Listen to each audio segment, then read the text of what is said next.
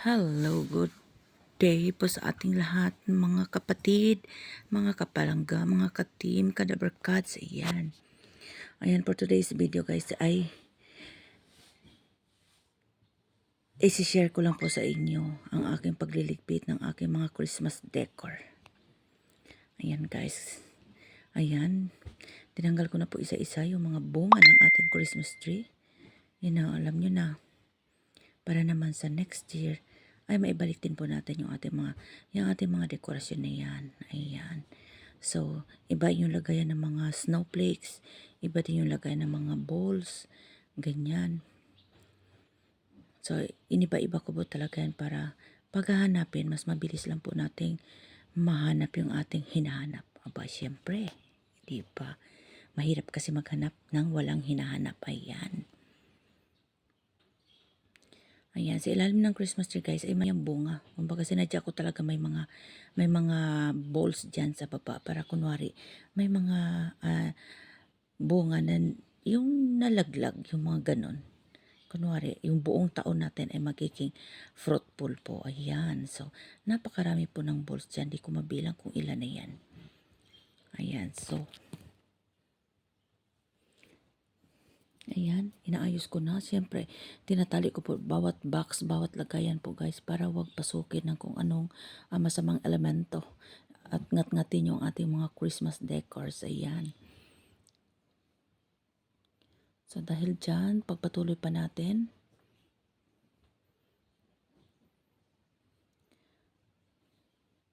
Tapos, napansin ko dyan, akala ko, maabot ko lahat. Hindi pala. So, yun. Akala ko kasi matangkad ako. Akala ko kasi mas matangkad pa ako sa Christmas tree. Hindi pala. Panaginip lang pala. Yan. So, sobrang dami po kasi ng mga dekorasyon na ikinabit ko dyan guys. Dahil gustong gusto ko talagang makita yung Christmas tree na sobrang hitik sa bunga. Ayan. Hitik sa bunga. So, dahil dyan, naramdaman ko na hindi pala ako matangkad. So, naghanap po ako ng maaring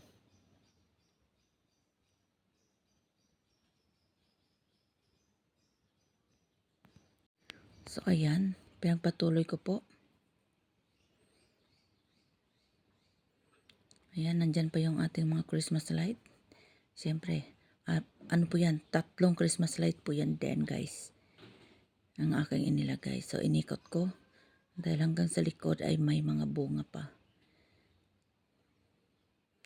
So, ganyan pong ginagawa ko, guys, no? Talagang nililigpit ko po yan. Inaayos.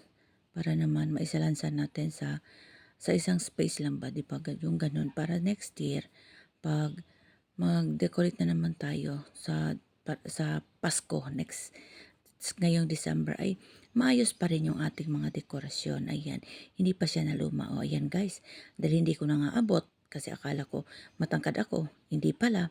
Kaya yun, kumuha na po ako ng upuan dyan. Ayan.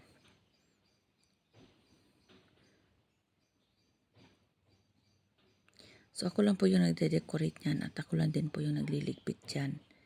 Kasi mas gusto ko kasi na yung dahan-dahan lang po talaga, yung walang masisira sa mga dekorasyon na ikinabit ko. Kasi next year ako din naman yung maglalagay niyan. Ayan, sa next Pasko pala, sorry. So ayan, tatanggalin na po natin. So siyempre ilalagay natin yan. Bawat Christmas light ilalagay natin sa bawat box. Ayan, para naman po talagang dahil nagligpit na tayo, ayusin na rin natin yung ating pagliligpit. O, di ba? Ganon.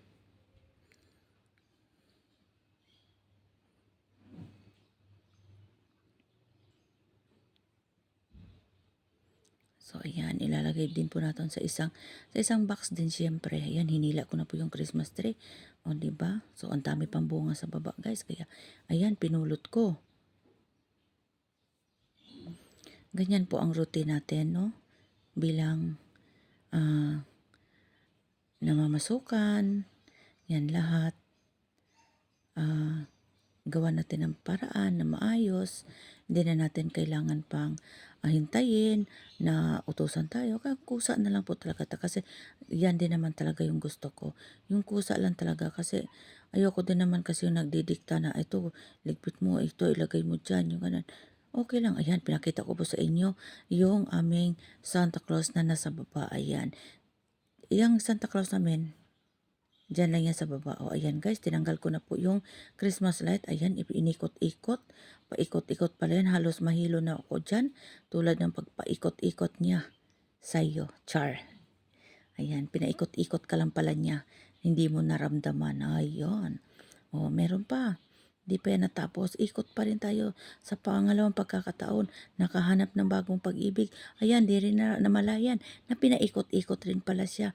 Kaya ayun, sa huli, wala. Umiyak. Ayan, pinaikot. Nasanay kasi sa paikot-ikot, guys. O, diba? Char. Yan. Christmas light lang po yan, guys, no? Bakit napunta sa pag-ibig? O, diba?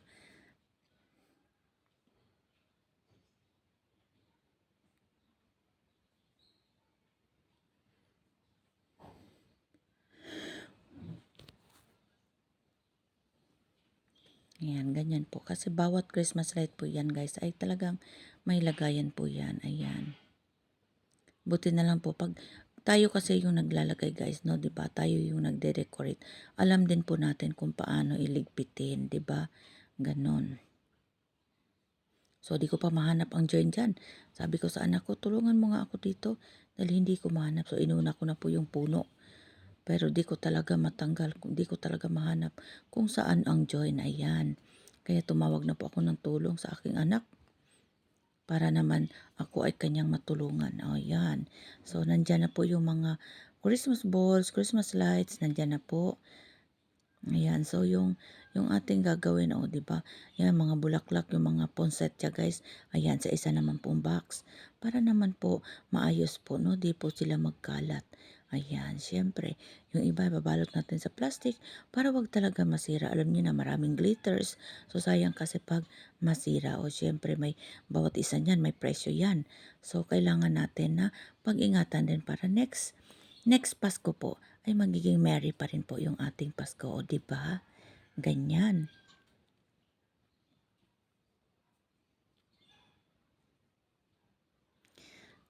Ayan, medyo makalat pa dyan, guys, kasi nandyan pa po nakabalandra pa po yung mga box, lahat ng mga paglalagyan.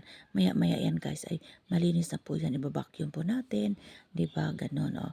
Yung mga green, guys, yun yung mga, kumbaga, damo-damo sa ilalim po ng ating Christmas tree. Ganyan po, nilalagyan ko po yan ng damo-damo para kunwari, totoo talagang puno, oh, di ba? Puro kunwari lang talaga. Ayan. Kunwari lang pala. Kunwari lang pala. Uy, ano yun?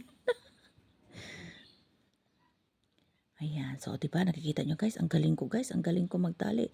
Kung hindi nyo naitanong, guys. Ako dati, nung dalaga pa ako. Ayan, nung dalaga. Nung hindi pa ako nabugha, guys, no? Ano po ako, nagtatrabaho po ako sa malaking groceries. Ayan, so lahat po ng trabaho ay naranasan ko po. Ayan, nagiging bagger po ako, ganyan. So ayan, kumuha po ako ng panungkit. Siyempre, sinungkit natin si Santa Claus. Kasi alam nyo, guys, nung nakarampas ko, konti lang talaga yung nagiging, wala akong pamasko galing kay Santa Claus. Kasi hindi ba naman siya lumapag dito sa sahig, guys. Hanggang bubong lang po siya, hanggang sa ceiling lang po. Kaya hindi niya po naiabot na ibigay sa akin yung dapat na aking pamasko. Charot. Ayan. Ayan. So, malapit na po tayong matapos sa ating pagliligpit ng ating mga Christmas decor. Ayan. Kumusta po ang naging Pasko nyo po, guys?